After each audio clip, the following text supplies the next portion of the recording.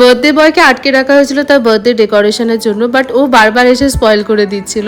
রাত্রির 12টায় cake cutting দিয়ে শুরু হয়েছিল আমার তোজো সোনা 6th ইয়ারের বার্থডে। দিনটা ছিল খুবই স্পেশাল।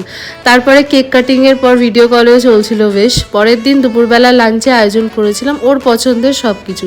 নিজের হাতে খেয়েও ছিল সেদিন কিছুটা, বাকিটা খাইয়ে দিতে হয়েছিল।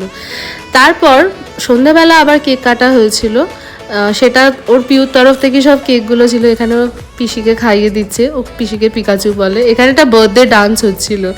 অ্যাকচুয়ালি ওর বার্থডেটা আমরা 2 দিন ধরে সেলিব্রেট করেছিলাম। এটাও সুইট ব্রাদার, যাকে ও পিগু ভাই বলে ডাকে। সবাই এসেছিল, বাড়িরই সবাই ছিল মোস্টলি, বাইরের কাউকেই বলা হয়নি because of that newborn baby.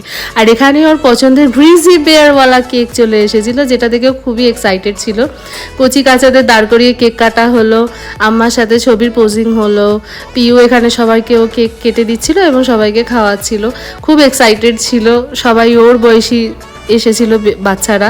এখানে সবাইকে ও একে একে কেক খাইয়ে দিচ্ছিল, ও জিজি জিম্মা আম্মা সবাইকে কেক খাইয়ে দিচ্ছিল। Then the exciting part, gift opening. By.